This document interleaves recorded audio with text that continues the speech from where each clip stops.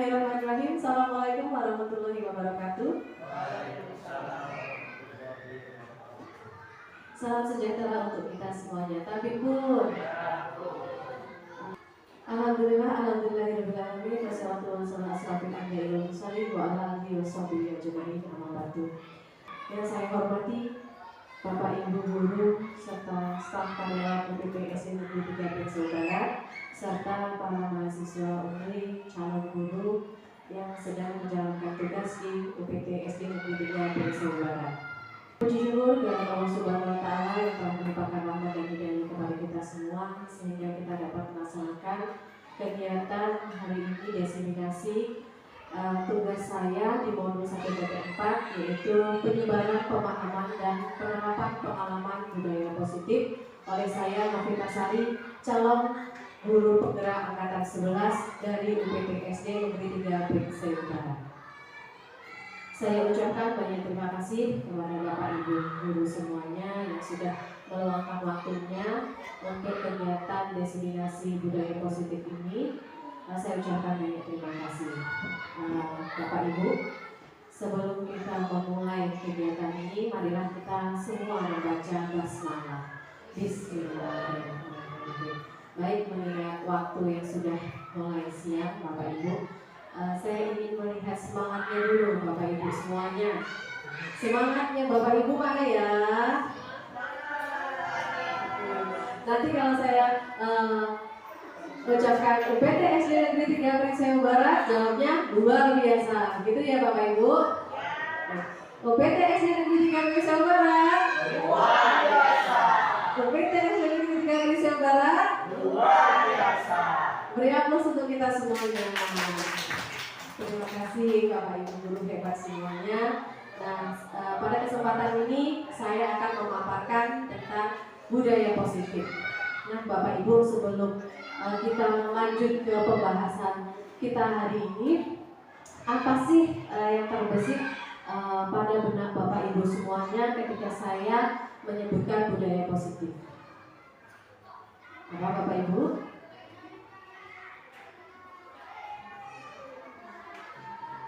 Iya, datang tepat waktu, itu juga budaya positif.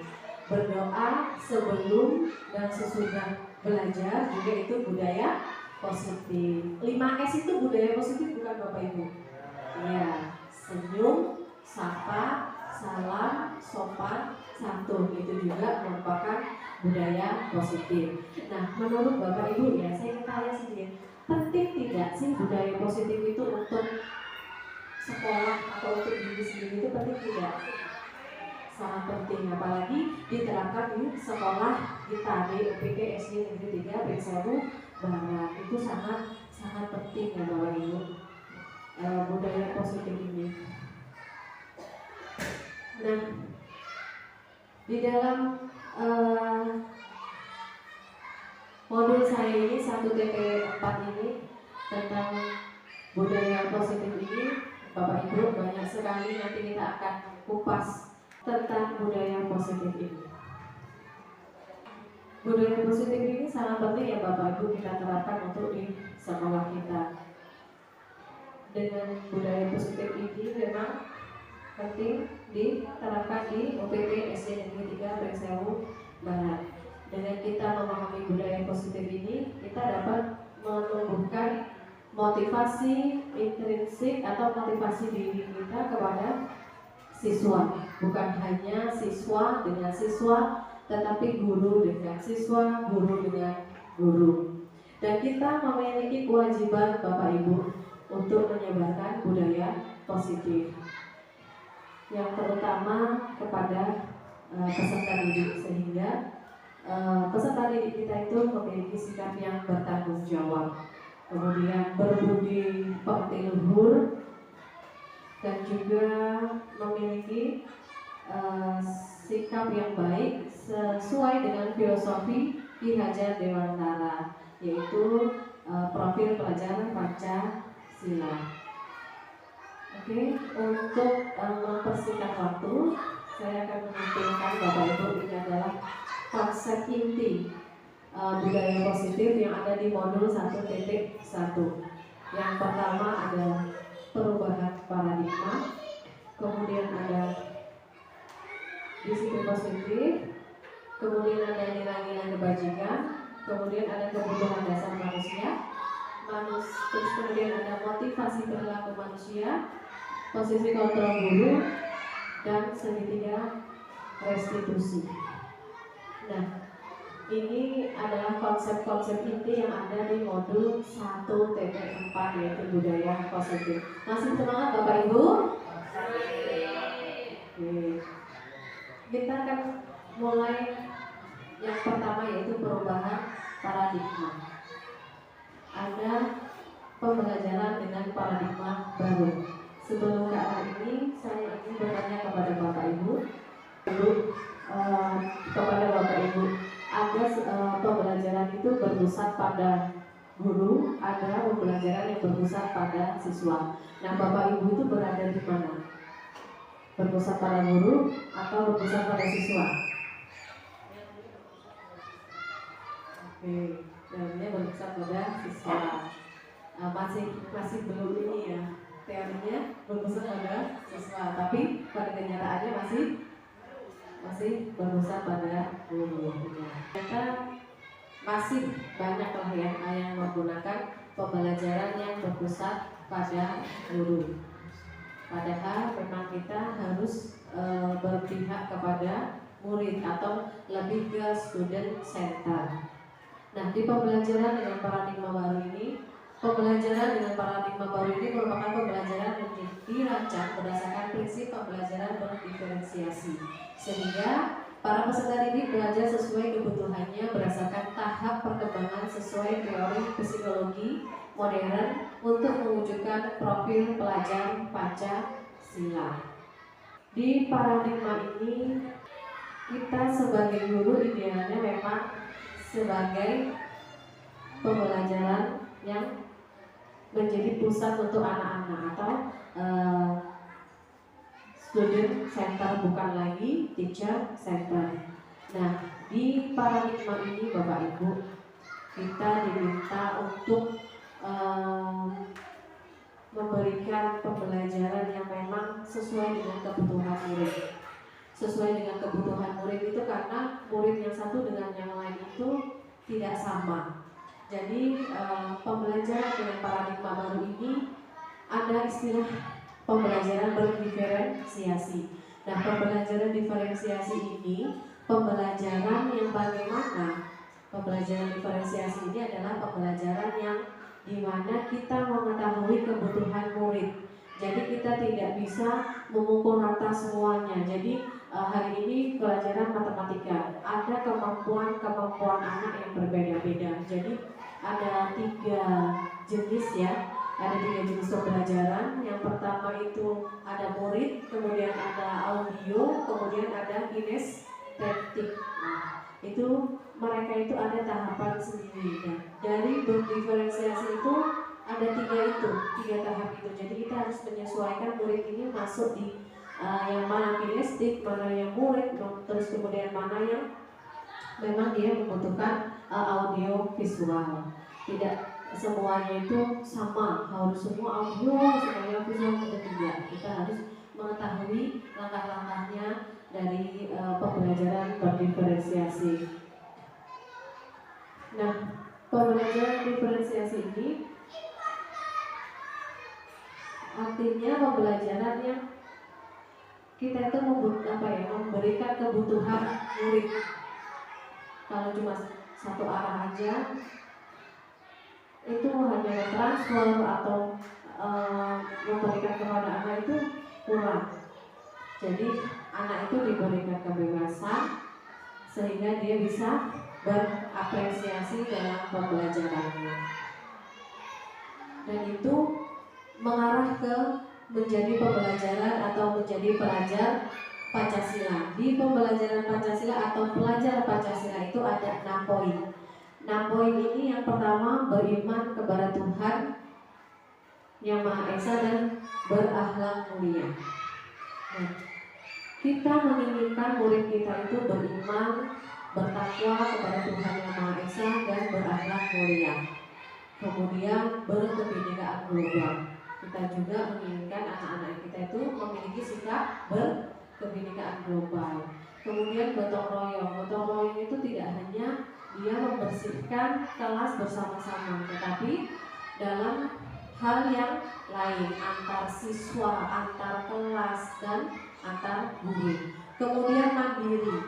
Kita juga menuntut murid-murid kita supaya dapat mandiri, tidak tergantung dengan orang lain. Kemudian kreatif. Kita juga ingin peserta didik kita itu kreatif, sekreatif mungkin, memiliki ide-ide yang kreatif. Terus kemudian bernalar kritis. Kita menginginkan anak-anak kita itu ya berpikir kritis. Itu apalagi di zaman yang sekarang ini, yang sungguh luar biasa, teknologi yang masya Allah sekali ya. Sehingga memang kita harus membekali anak-anak peserta didik kita dengan baik. Apalagi di pembelajaran kita, setiap pembelajaran itu berkaitan dengan profil pelajar Pancasila. Nah, ini ada miskonsepsi Bapak Ibu, miskonsepsi tentang teori kontrol. Nah, miskonsepsi tentang teori kontrol ini Bapak Ibu, ternyata kita itu tidak bisa ya mengontrol murid kita. Itu kita merasa ingin mengontrol murid kita. Contohnya kita mengontrol itu pada saat anak itu melakukan kesalahan kita panggil, setelah itu kita beri arahan. Terus pada saat itu anak itu manut nggak Bapak Ibu? Manut pada saat itu. Terus kemudian apakah kita bisa mengontrol berikutnya bahwa dia tidak akan melakukan hal yang sama seperti itu? Tidak, karena memang belum tumbuh motivasi pada dirinya. Kalau dia sudah memiliki motivasi pada dirinya, pasti tanpa harus melakukan sebuah masalah atau berbuat sesuatu hal yang negatif, dia tidak akan melakukan hal seperti itu karena sudah memiliki motivasi diri. Nah ini kemudian bahwa kritik membuat rasa bersalah mampu membuat menguatkan karakter. Ternyata tidak. Kalau kita sering misalnya dengan kata-kata Bapak Ibu, kalau kita sering memberikan anak dengan kata-kata itu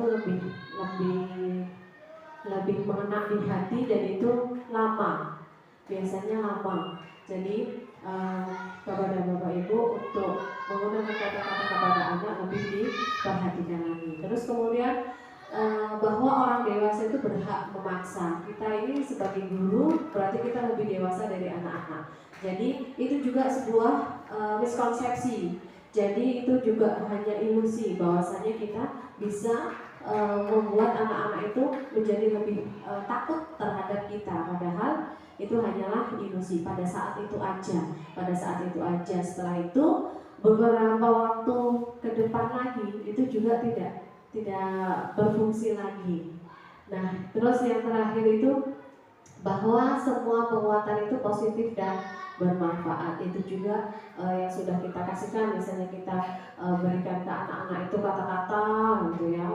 Semuanya itu juga ilusi. Pada saat itu iya, manut pada saat itu. Tapi setelah itu ya dia nggak manut lagi, sudah berbeda lagi. Seperti itu. Itulah apalagi di sekolahan kita ya Bapak Ibu, sekolah SD.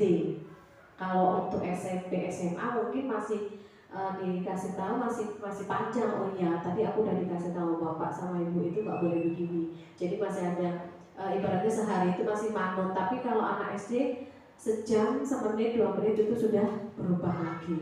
Nah, maka dari itu kita harus mengubah paradigma stimulus respon ke pendekatan teori kontrol. Jadi selama ini kita memiliki paradigma yang stimulus respon. Nah, inilah paradigma kita harus diganti ke teori kontrol. Nah, di stimulus respon ini Bapak Ibu, dulu realitanya kebutuhan kita itu sama, tetapi paradigma yang sekarang itu adalah realitanya kebutuhan kita berbeda. Kita tidak bisa Bapak Ibu menyamakan kebutuhan, apalagi ke peserta didik kita. Kebutuhan peserta didik kita yang satu dengan yang lain itu sangat-sangat berbeda, tidak sama. Yang satu bisa baca, yang satu belum bisa baca, yang satu bisa menulis, yang satunya juga belum bisa menulis. Kalau harus kita sama-samakan ya tentu aja tidak mau, ya Bapak Ibu. Jadi memang ini harus dirubah. Jadi kita harus merubah ke teori kontrol. Nah, kemudian semua orang melihat hal yang sama. Semua orang melihat yang sama itu dari stimulus responnya. Kemudian teori kontrolnya Bapak Ibu, ternyata setiap orang itu memiliki gambaran berbeda. Nah, ini tadi anak yang satu dengan anak yang lain itu ya berbeda, gambarannya juga berbeda. Mereka memiliki gambaran masing-masing, apalagi gambaran masa depan mereka. Ada yang kepingin jadi dokter, ada yang kepingin jadi guru, ada yang kepingin jadi polisi, bahkan ada yang kepingin menjadi pramugari. Kalau disama-samakan, yang satu takut pesawat, naik pesawat aja takut, yang satunya sangat berani. Nah, kalau disuruh sama ya tentu aja tidak bisa, tidak mau. Karena mungkin yang satu punya trauma sendiri, kan kita tidak tahu ya Bapak Ibu ya. Jadi kita juga tidak bisa menyamakan anak itu memiliki gambaran yang sama. Terus kemudian stimulus yang ketiga yaitu kita mencoba mengubah orang agar berpandangan sama dengan kita. Nah, teori kontrolnya kita berusaha memahami pandangan orang lain tentang dunia. Jadi terhadap peserta didik kita juga tidak bisa menyamakan pandangan anak yang satu dengan anak yang lain. Di sini memahami pandangan orang lain itu memiliki pandangan tersendiri. Contoh, kalau yang satu beragama Islam, yang satu beragama Buddha, mereka sudah memiliki keyakinan yang berbeda. Kalau yang Islam itu mengajak yang Buddha, yuk kamu masuk ke agamaku aja, agamaku tuh enak. Kalau ada apa tuh namanya Lebaran Idul Adha itu potong sapi dapat, nah kamu nanti daging. Nah kalau yang Buddha ini, dia kan punya pemikiran lain. Yuk kamu masuk aja ke agamaku, kamu nanti begini. Itu tidak bisa Bapak Ibu. Jadi mereka itu memiliki pandangan yang berbeda, tidak bisa disamakan. Tujuan mereka bersedia juga berbeda. Terus kemudian perilaku buruk dilihat sebagai suatu kesalahan, itu stimulus responnya. Tapi di teori kontrol, semua perilaku memiliki tujuan. Nah, maksudnya semua perilaku memiliki tujuan. Jadi, ketika kita melakukan sebuah perilaku, itu pasti memiliki tujuan. Anak tersebut melakukan hal di mana contoh anak itu ngambil sendal temannya, terus kemudian disumputkan. Nah, setelah itu yang punya sendal nyariin, kok sendalku nggak ada, kemana? Ternyata disumputin. Nah, pasti otomatis akan ricuh, kemudian timbullah masalah di kelas tersebut. Akhirnya ributlah kelas itu. Akhirnya semua anak peserta didik itu diberikan motivasi kepada anak-anaknya siapa yang mengambil sendal. Akhirnya dia mengaku bahwasanya dia juga pernah melakukan hal itu kepada dirinya. Maka dia membalasnya. Jadi bagaimana perasaanmu katanya. Makanya perilaku itu punya tujuan. Jadi tujuannya anak itu menyumputkan sendal temannya ingin merasakan apa yang ia rasakan dulu saat sendalnya itu disumputkan Bapak Ibu. Jadi teorinya seperti itu ya, teori kontrolnya. Kemudian orang lain bisa mengontrol saya, itu stimulus respon yang pemikiran yang masa lalu ya. Sekarang yang hari ini adalah hanya ada yang bisa mengontrol diri Anda. Jadi hanya kita sendirilah yang bisa mengontrol diri kita. Jadi ketika anak-anak itu ribut yang luar biasa, yang bisa mengontrol dirinya supaya tidak ribut itu bukan orang lain, tetapi dirinya sendiri. Kalau dia sudah memiliki motivasi diri itu di dalam dirinya, maka dia bisa mengontrol diri dia sendiri. Tapi memang untuk menuju ke sana, inilah peran Bapak Ibu semuanya supaya anak tersebut itu bisa nanti kita menjadikan mereka itu dapat mengontrol diri mereka sendiri. Terus kemudian saya bisa mengontrol orang lain. Ini pemikiran zaman dulu. Zaman sekarang Anda tidak bisa mengontrol orang lain. Ini teori kontrolnya itu ya tidak bisa. Kita tidak bisa mengontrol orang lain. Saya dengan Bu Lili itu berbeda. Kalau saya harus ngajak Bu Lili, hari ini kita gajian sekian, ya sudah kalau gitu, yuk kita beli ini, beli ini, beli. Jadi apa yang dibeli Bu Lili itu bukan kebutuhan Bu Lili, tapi kebutuhan saya. Sehingga Bu Lili itu otomatis akan menolak karena apa? Kebutuhan yang saya perlukan, yang saya ajak-ajak untuk beli itu, dia ternyata di rumah sudah memiliki semua. Jadi otomatis dia akan saya tidak akan bisa mengontrol beliau. Begitu. Jadi inilah teori kontrol atau teori yang saat ini, di mana yang dulu itu bisa mengontrol orang lain, kalau yang sekarang kita tidak bisa karena sekarang pemikiran sekarang ini sudah harus berubah paradigmanya. Kemudian pemaksaan ada pada saat bujukan atau pemaksaan ada pada saat bujukan gagal. Itu kalau zaman dulu. Kalau sekarang kolaborasi dan konsensus menciptakan pilihan-pilihan baru. Jadi kita berkolaborasi, bukan hanya murid dengan murid, antar kelas dengan kelas, guru dengan murid, guru dengan guru, guru dengan kepala sekolah, bahkan peserta didik juga dengan kepala sekolah. Kita semuanya berkolaborasi sehingga menciptakan pilihan-pilihan baru. Terus kemudian model berpikir menang kalah. Kalau dulu kalau aku yang ini menang, kalau kamu yang terakhir berarti kalah. Tapi kalau di teori kontrol ini model berpikirnya menang-menang. Jadi kita harus sama-sama. Jadi kamu menang ya saya menang. Kita sukses bersama, saya sukses, Anda juga sukses. Jadi di teori ini kita merubah stimulus kita itu yang tadinya stimulus respon sekarang ke teori kontrol. Selanjutnya berkaitan dengan disiplin positif. Disiplin berasal dari kata disiplina yang artinya belajar. Disiplin mengacu pada disiplin diri yang memiliki tanggung jawab terhadap apa yang dilakukan berdasarkan nilai-nilai yang diyakini. Kalau kita mendengar kata disiplin itu yang terbesit apa Bapak Ibu? Peraturan, hukuman, itu ya, sanksi, itu. Padahal di sini disiplin itu berasal dari kata disiplina yang artinya belajar. Disiplin itu mengacu pada dirinya. Disiplin diri yang memiliki tanggung jawab terhadap apa yang dilakukannya berdasarkan nilai-nilai yang diyakini. Memang apa ya, disiplin itu identik sama aturan ya Bapak Ibu ya. Kalau kita bicara disiplin itu ada aturan, disiplin, ada sanksinya, tata tertib itu ya. Padahal sebenarnya disiplin itu belajar. Dan awal pembentukan disiplin itu awalnya adalah disiplin diri, mengacu pada disiplin diri yang memiliki tanggung jawab tentang apa yang kita lakukan terhadap nilai-nilai yang diyakini. Jadi disiplin di sini pada saat meyakini anak-anak meyakini nilai pada poin-poin penting misalnya di kelas, maka anak itu memiliki rasa tanggung jawab.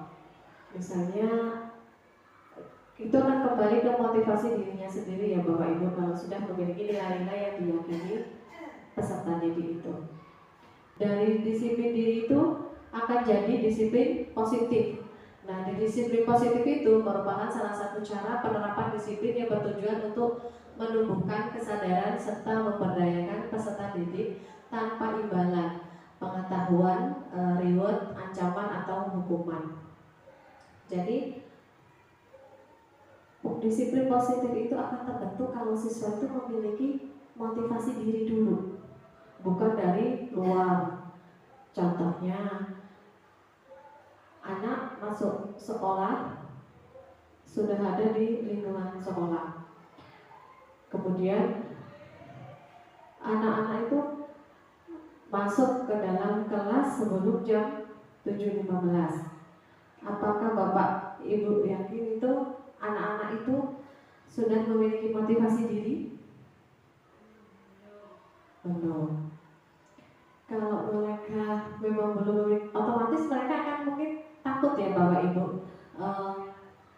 masuk jam 7.20, di mana kita sudah masuk ya jam 7.20 itu, otomatis mereka takut akan dihukum, ya kan?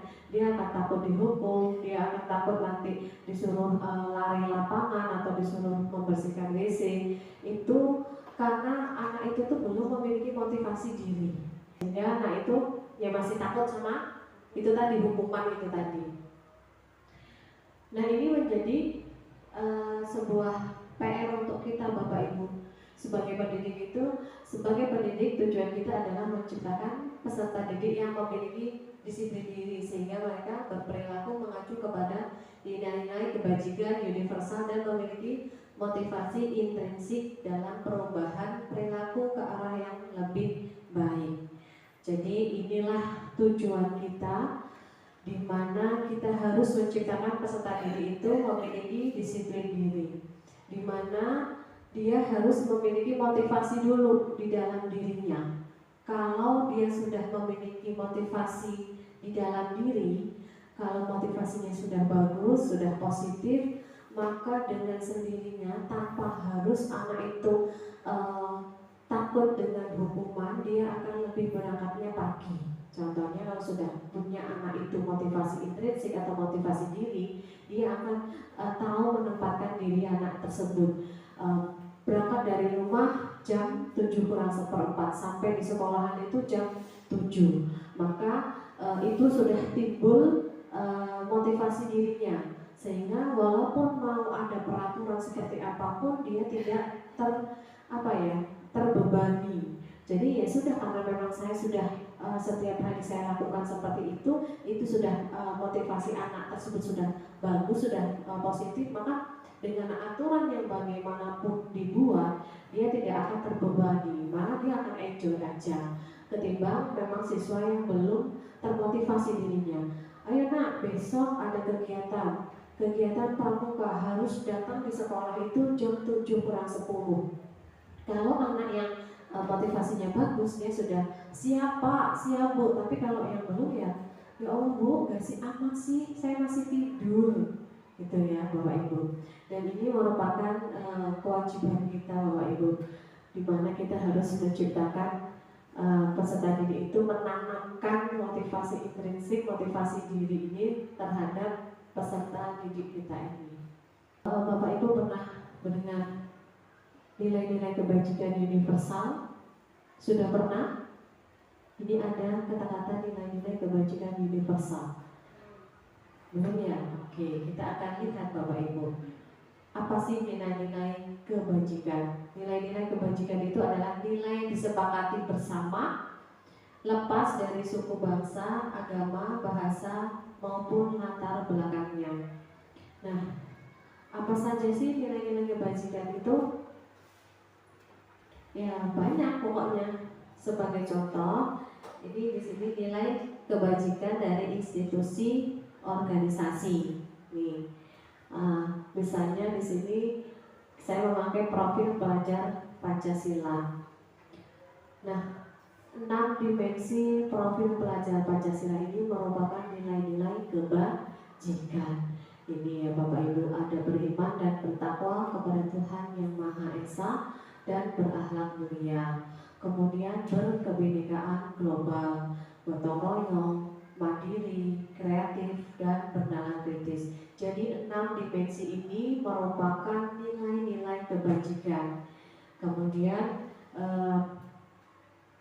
ada Ibu Primary Years program ini, PIP, juga sama, itu toleransi, rasa hormat, integritas, mandiri, menghargai, antusias, empati, keingintahuan, kreativitas, kerjasama, percaya diri, dan komitmen. Nah, ini harus diyakini ya Bapak Ibu. Nilai-nilai kebajikan ini harus kita yakini semua, dari profil pelajar Pancasila, kemudian yang PYP, kemudian dengan yang life skill.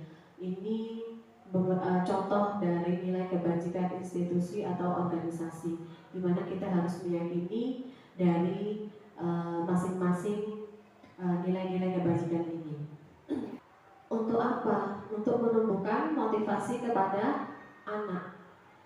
Jadi kita harus meyakini ini, kita bawa ke murid supaya murid-murid kita itu memiliki motivasi diri yang bagus. Terus dapat dipercaya, lurus hati, tidak merendahkan orang lain, kemudian memberikan yang terbaik.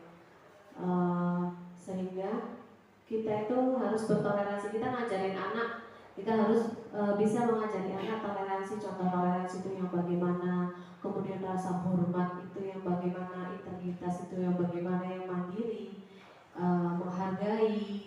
Jadi kita harus memberikan contoh ke anak-anak. Inilah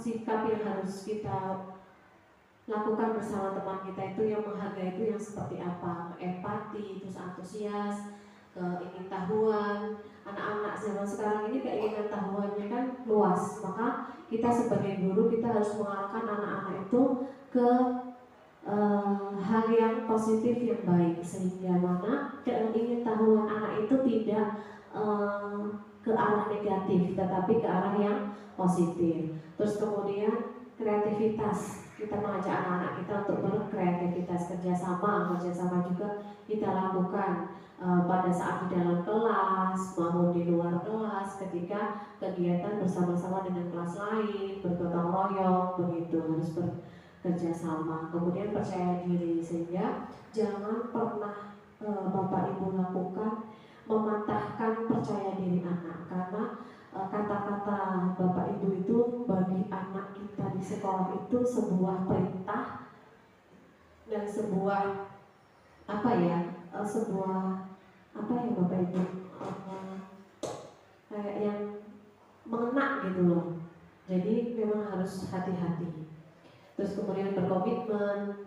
Terus kemudian ada lagi yang dipercaya, jadi dapat dipercaya. Jadi kita mengajarkan anak-anak kita untuk jujur, kemudian pendengaran yang aktif. Jadi harus memfokuskan anak-anak ketika masih dalam pembelajaran, ya kita fokuskan anak-anak itu, sehingga dia akan pendengarannya itu akan aktif. Kalau kita belum mengkondisikan anak-anak kita dalam belajar, kadang-kadang apa yang kita sampaikan materinya itu akan akan keluar, masuk kanan keluar kiri. Jadi yang disampaikan nggak nyambung ke anak-anak.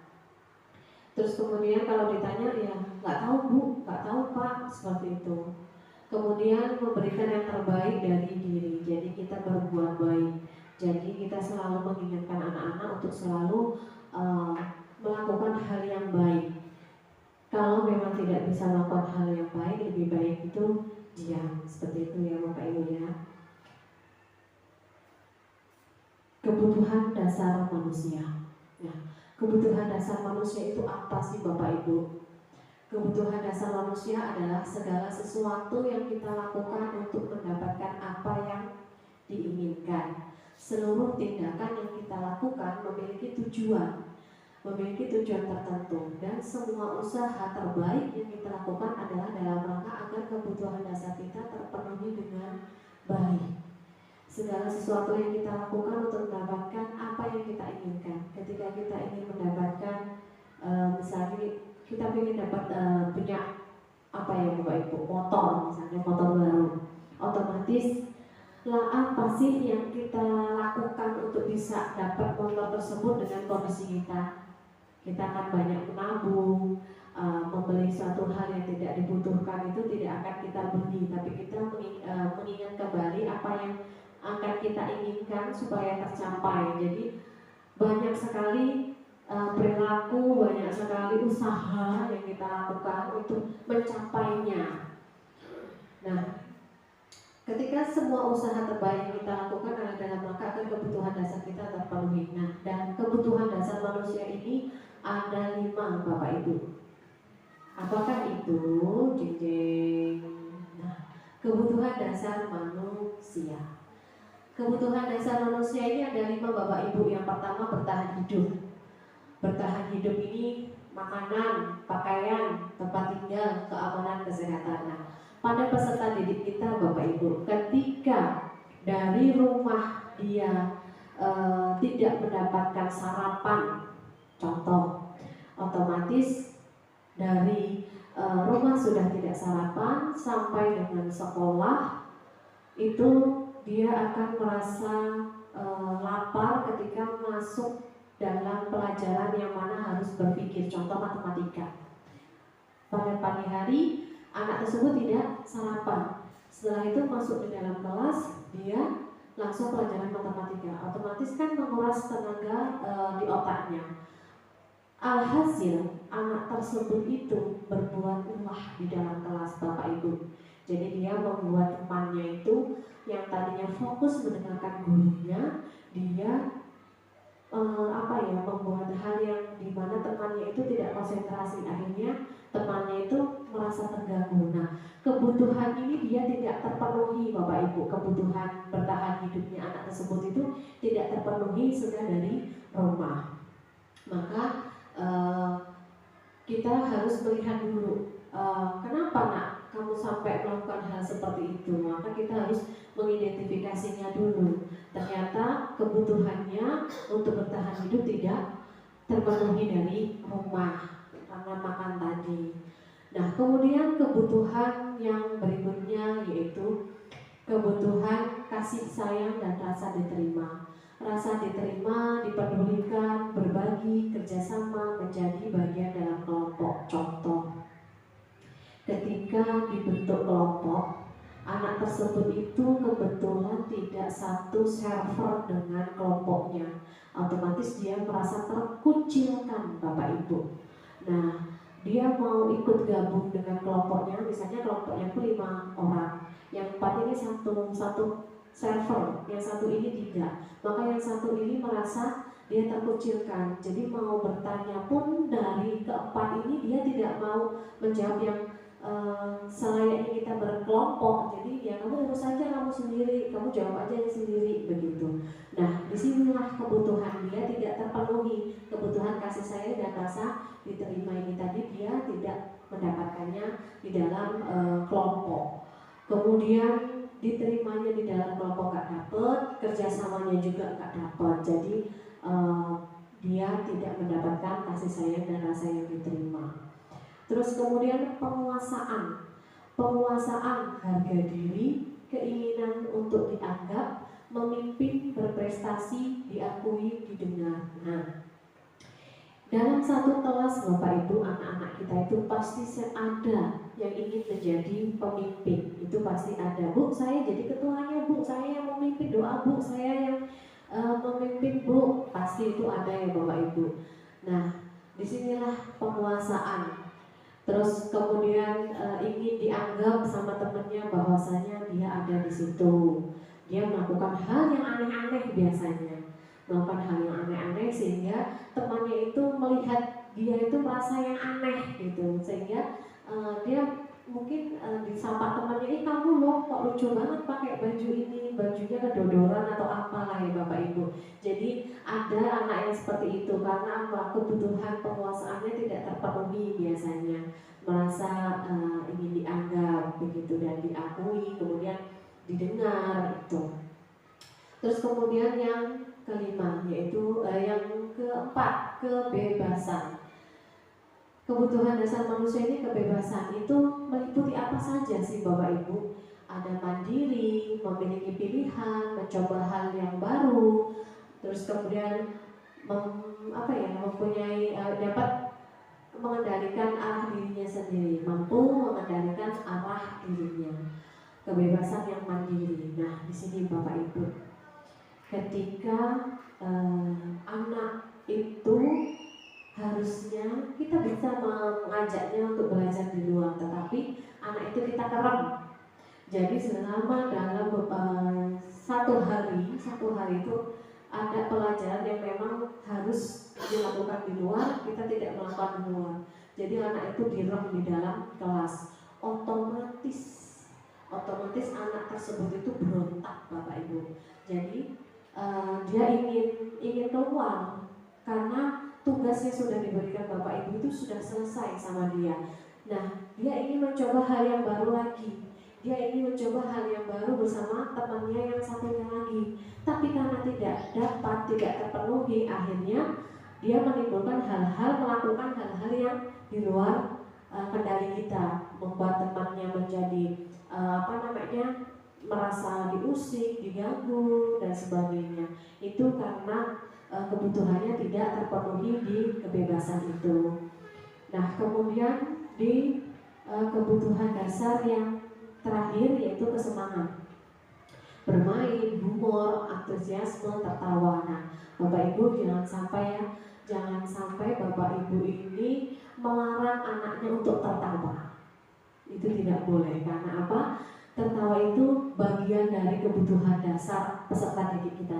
Masa iya sih ketika pelajaran itu kita harus serius terus sampai kita tuh nggak bisa yang namanya senyum sedikit pun tuh tidak boleh. Jangan sampai kalau Bapak Ibu sudah menerangkan kalian tidak boleh tertawa ataupun senyum, padahal yang diceritakan dia, padahal yang disampaikan oleh guru tersebut itu mengandung unsur tertawanya, sehingga anak itu harus menahan tawa dengan muka yang sangat merah. Dan itu kita itu tidak memberikan kesenangan kepada peserta didik kita, tidak memenuhi kebutuhan yang kelima itu, kesenangan peserta didik. Maka ketika kita menjadi seorang guru, mengajarlah dengan baik, yang menyenangkan, yang asik, kemudian yang mana anak itu akan kangen lagi dengan kita lagi. Sehari pulang, yang malam itu sudah dinanti-nanti lagi, mau besok itu udah pengen cepat-cepat sekolah, supaya apa? Bertemu dengan Bapak Ibu lagi, karena pelajaran yang diberikan itu sungguh asik, menyenangkan. Jadi anak itu akan kangen. Apalagi di dalam pembelajaran itu ada ice breaking. Kita beri anak-anak itu ice breaking supaya apa? Ice breaking itu bermain lah, Bapak Ibu ya, supaya anak-anak itu ketika mau menghadapi pembelajaran hari ini itu sudah siap. Jangan tahu-tahu masuk sudah berdoa, ayo buka halaman sekian anak-anak, matematika sekarang ini dihitung 15 dikali 5, ayo berapa? Belum kita kenalkan anak-anak perkalian itu, kita sudah nodong dulu berapa begitu. Jangan sampai anak itu akan apa? Tidak akan terpenuhi kesenangannya Bapak Ibu, dia akan merasa terbebani. Jadi sebelum kita melakukan itu, kita melakukan hal-hal yang bergembira dulu. Kita pancing anak-anak itu untuk semangat dulu. Setelah semangat baru kita ajak, yuk nak sekarang masuk ke materi kita. Ini adalah 5 kebutuhan dasar manusia. Nah, ini adalah motivasi perilaku manusia Bapak Ibu. Motivasi perilaku manusia.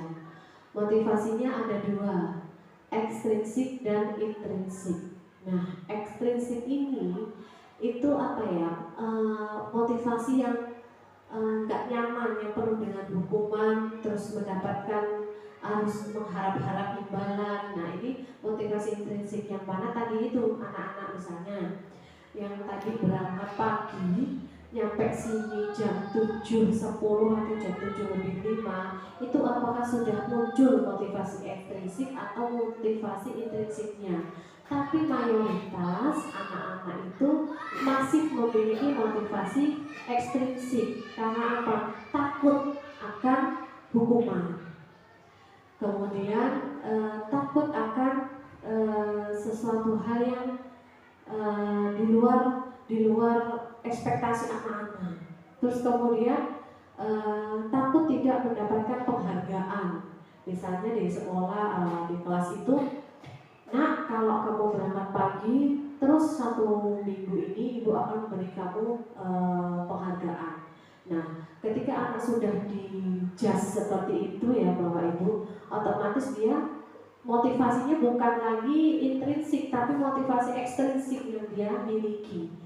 Nah, karena apa? Kalau saya selama seminggu ini sampai berangkatnya siang, berarti aku nanti nggak dapat hadiah dari ibu atau bapak guruku. Jadi gimana caranya saya berangkat itu pokoknya jam 7:05 sudah ada di sekolahan setiap selama seminggu. Jadi seminggu seperti itu. Karena apa? mau mendapatkan hadiah atau imbalan. Padahal di motivasi ekstrinsik ini kita akan membuat peserta didik kita itu memiliki motivasi intrinsik. Motivasi intrinsik itu adalah untuk menjadi orang yang mereka inginkan dan menghargai diri sendiri dengan nilai-nilai yang mereka percaya. Jadi kalau mereka sudah memiliki nilai-nilai yang mereka percayai, maka maka motivasi intrinsik ini akan lahir sendirinya pada diri peserta didik kita, sehingga mana anak tersebut itu mau nanti sekarang peraturan sekolah beda, jam 7 sudah masuk. Anak yang memiliki motivasi intrinsik tidak akan gentar Bapak Ibu mau diganti jam 7, mau diganti jam 7 lebih 10 sudah siap. Karena apa? Dia jam 7 kurang seperempat, jam 7 kurang 10 sudah berada di sekolahan. Karena apa? Karena itu tadi dia memiliki nilai-nilai yang mereka percayai, nilai-nilai yang bagus, yang mana ingin menghargai diri sendiri dengan nilai-nilai yang dipercaya dia. Jadi aku mau menghargai diri aku sendiri loh, tanpa harus saya minta dihargai sama orang lain, sama guru. Kalau toh ini nih kewajiban saya berangkat. Di sekolahan sudah ada aturan masuk jam 7.20, berarti saya paling tidak jam 7 sudah masuk di sekolah. Ini untuk peserta didik kita ya Bapak Ibu. Jadi tugas kita ini Bapak Ibu, di mana kita harus memotivasi anak kita untuk memiliki motivasi intrinsik ini tidak mudah ya Bapak Ibu. Harus telaten, harus sabar. Kita memberikan motivasi intrinsik kepada peserta didik kita. Nah, ini ada beberapa poin. Ada hukuman, ada konsekuensi, ada restitusi. Nah, di hukuman itu tidak terencana atau tiba-tiba. Murid tidak tahu apa yang akan terjadi atau tidak dilibatkan. Contohnya itu tadi Bapak Ibu, kamu berangkat jam berapa ini? Jam 7.25. Sedangkan yang masuk kelas sekolah ini jam berapa? Jam 7.20. Lari kamu sana di lapangan itu. Hukuman itu Bapak Ibu, karena apa? Tidak terencana, tiba-tiba, dan murid itu tadi tidak tahu kalau akan suruh lari mengitari lapangan itu sebanyak 5 kali. Besok lagi dia akan mikir lagi, waduh, ini aku juga udah telat, ini apa lagi nih hukuman saya ini, dapat hukuman ini aku. Nah, kan seperti itu. Kemudian bersifat satu arah, dia hanya bersifat satu arah, terus kemudian berubah hukuman fisik atau psikis. Fisik itu kan badan ya Bapak Ibu. Contoh, anak itu telat, disuruh push up, ya, disuruh push up sebanyak 50 kali. Kalau psikis itu lebih ke kata-kata ya Bapak Ibu ya. Kalau psikis itu lebih ke kata-kata, jadi jangan sampai Bapak Ibu melukai anak-anak itu dengan kata-kata. Nah, kalau konsekuensi itu terencana, disepakati sesuai peraturan, terus kemudian murid tetap dibuat tidak nyaman, sikap guru selalu memonitor murid. Terencana atau disepakati sesuai peraturan. Kita punya aturan kalau telat datang ke sekolah itu seperti apa konsekuensinya ya Bapak Ibu. Terus murid tetap bisa, murid itu tetap dibuat tidak nyaman. Karena apa? Karena dia melanggar aturan yang sudah dibuat oleh sekolah. Jadi sekolah itu punya aturan, anak tersebut melanggar, itu otomatis murid tersebut itu sudah merasa tidak nyaman. Kemudian sikap guru selalu memonitor murid. Jadi kita selalu memonitor anak-anak itu ya. Kamu yang sering terlambat ini, yang sering salah pakai warna sepatu, nggak pakai atribut lengkap, seperti itu. Nah, yang terakhir itu restitusi Bapak Ibu. Ini saya baru mendapatkan materi restitusi ini ketika saya mengikuti CGP, ketika saya mengikuti pendidikan guru penggerak, di mana proses ini poin restitusi ini sangat-sangat luar biasa Bapak Ibu. Kalau saya tidak mengikuti guru penggerak ini, saya tidak tahu begitu luar biasanya restitusi itu dan begitu dibutuhkannya memang restitusi ini di dalam pembelajaran, termasuk terkhususnya itu guru kelas ya, guru kelas, bahkan bukan hanya guru kelas saja, guru mapel juga memang membutuhkan ini. Di restitusi ini proses menciptakan kondisi bagi murid untuk memperbaiki kesalahan. Jadi Bapak Ibu, di restitusi ini kita sama-sama dengan anak kita itu melakukan sebuah dialog percakapan di mana kita membuat anak-anak itu bercerita, kita berdialog bersama murid kita. Terus proses kolaboratif yang mengarahkan murid untuk mencari solusi.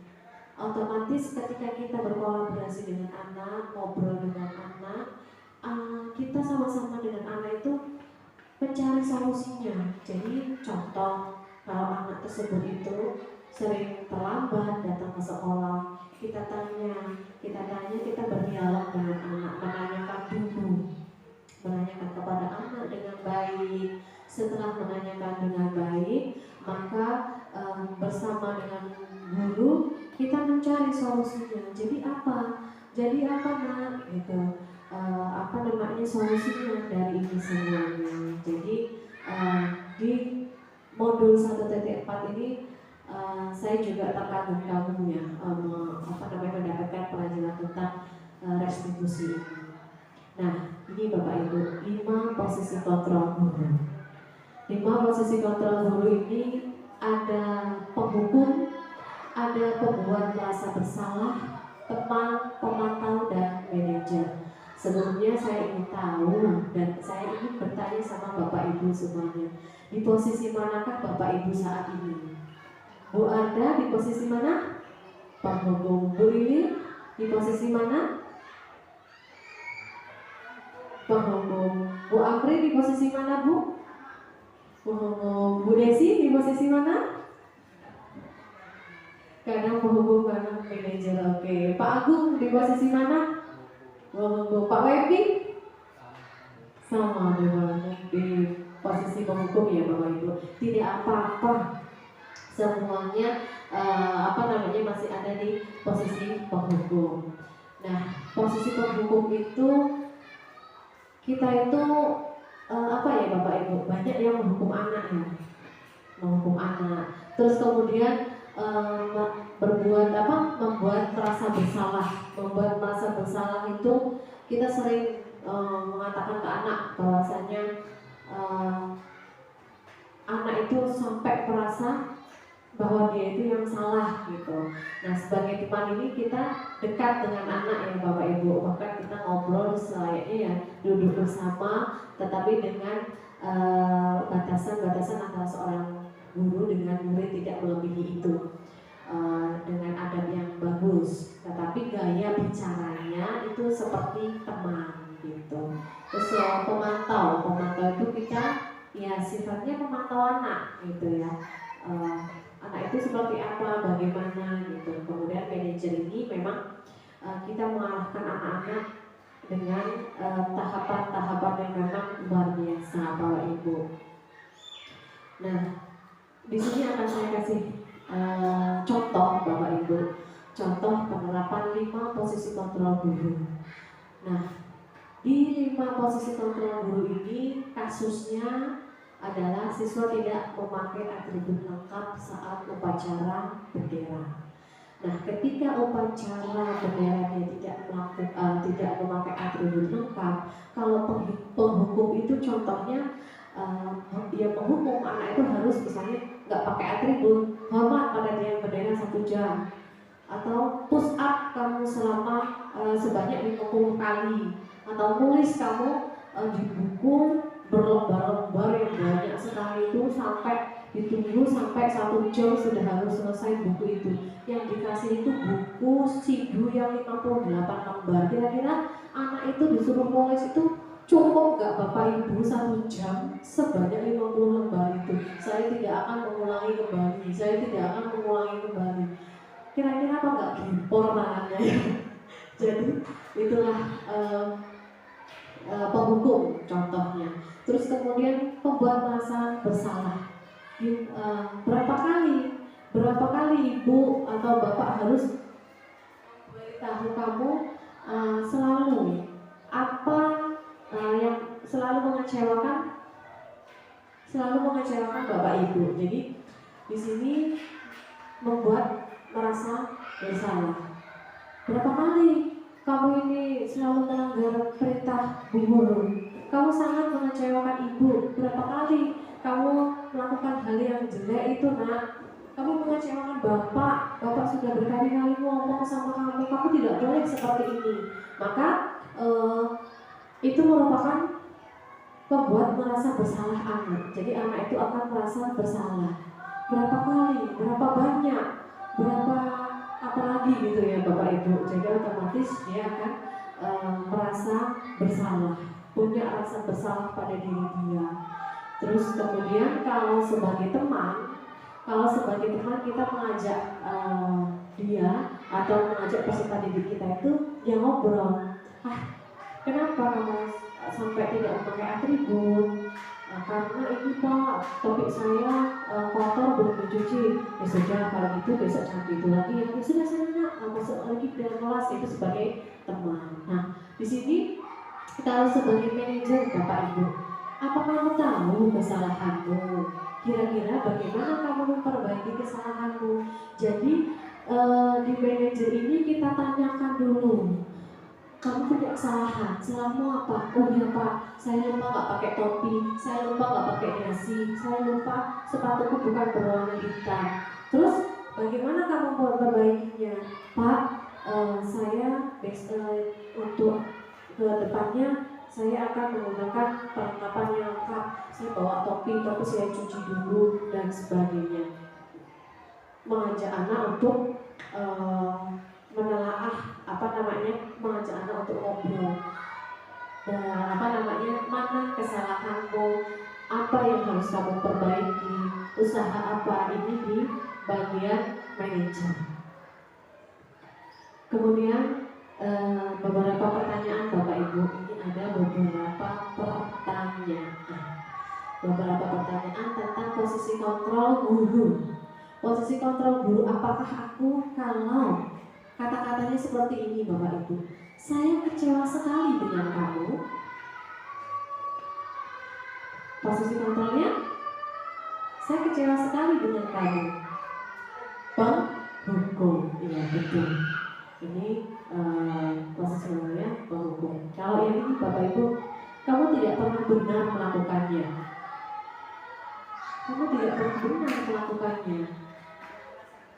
Merasa bersalah, betul sekali Bu ini. Terus kalau yang ini, apa rencanamu untuk menyelesaikan masalah ini? Iya betul Pak Agung Meja. Terus yang berikutnya, ayolah lakukan demi Bapak Ibu ya. Ayolah lakukan demi Bapak Ibu ya. Sebagai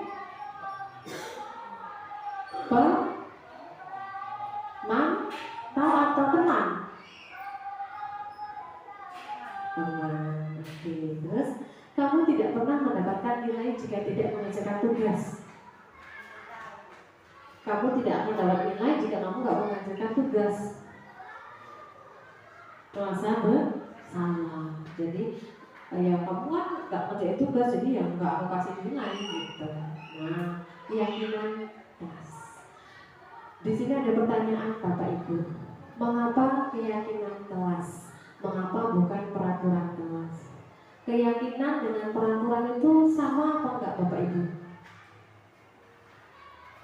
Sama atau tidak? Beda ya. Kalau keyakinan itu apa? Sesuatu hal yang diyakini, yaitu adanya motivasi diri yang baik. Itu untuk keyakinan. Kalau peraturan itu yang dibuat pada saat itu saja, ya. Oke. Pembentukan keyakinan kelas. Ini Bapak Ibu. pembentukan keyakinan kelas kita ada 1, 2, 3, 4, 5, 6 poin pembentukan kelas yang saya lakukan di kelas saya, yaitu kelas 5A ini. Yang pertama, ketika kita mau melakukan membuat keyakinan kelas, yang pertama bersifat abstrak. Bersifat abstrak itu yang pertama, kemudian yang kedua berupa pernyataan universal. Jadi masih seluruhnya itu Bapak Ibu. Kemudian dibuat dalam pertanyaan positif. Jadi setelah kita dapat pertanyaan dari anak-anak itu, semua yang ditempelkan anak-anak, kita pilih semuanya kata-kata yang positif.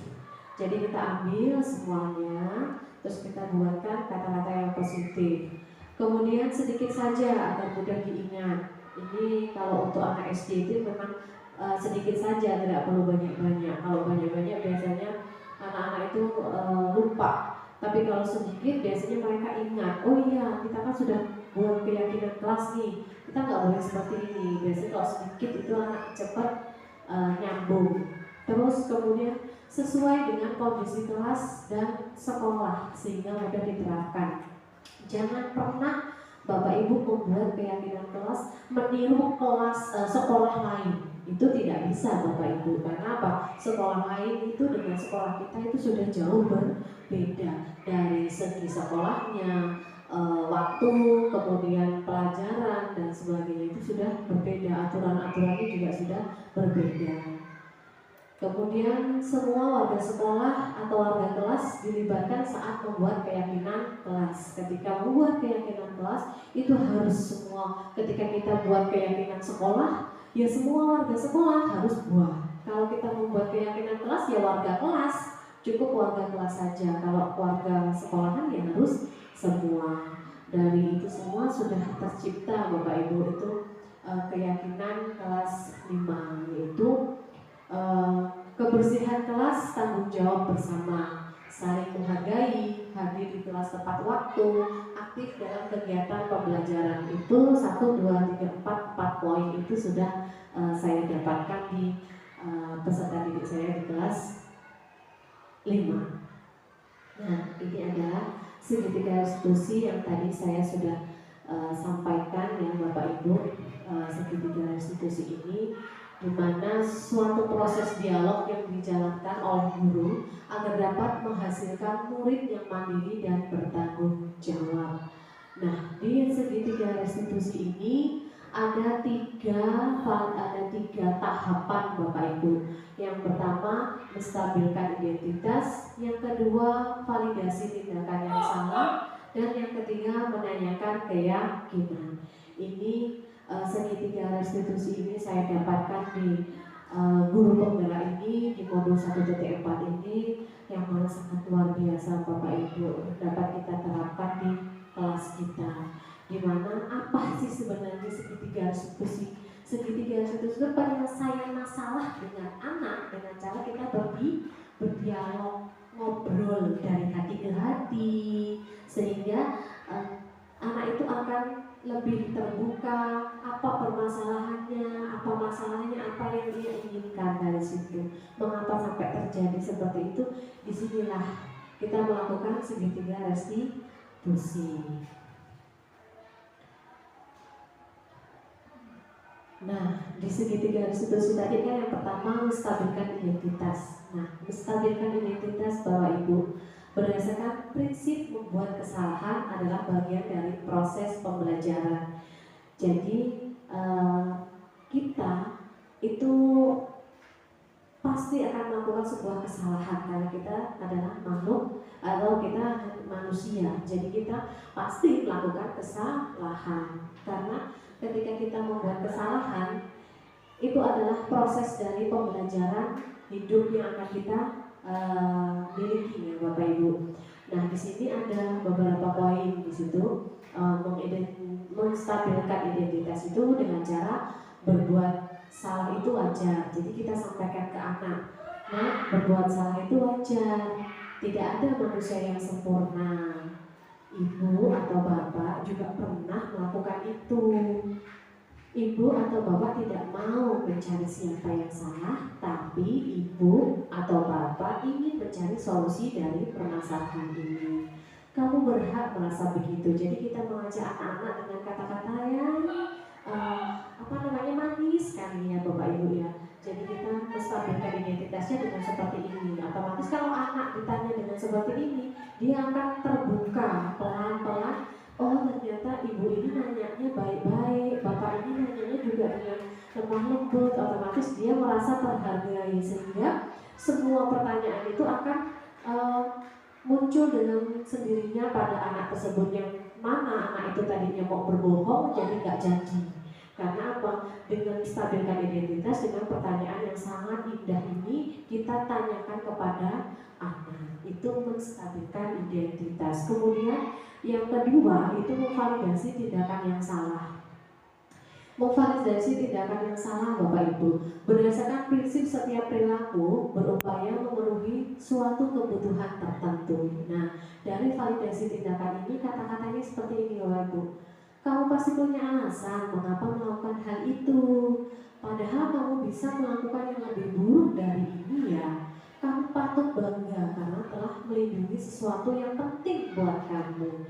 Kamu melakukannya karena mempertahankan sesuatu yang penting bagimu.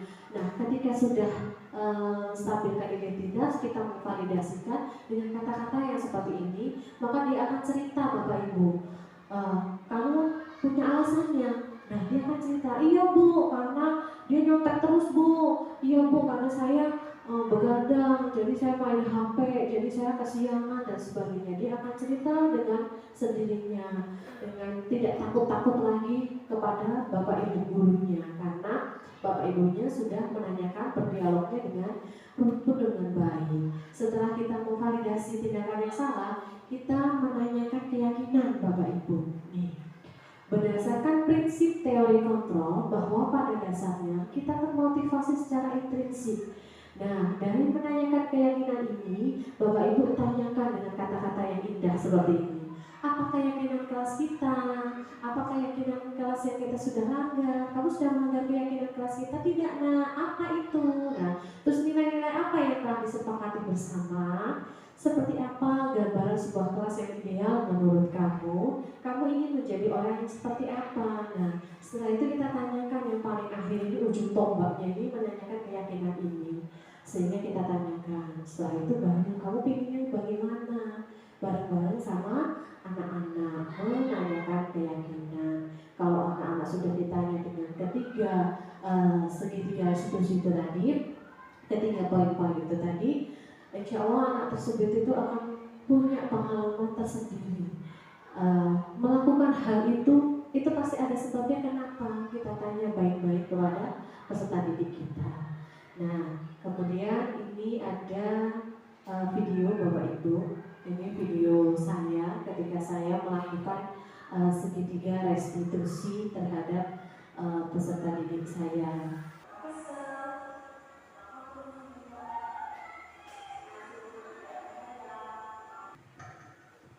Nah, itu tadi Bapak Ibu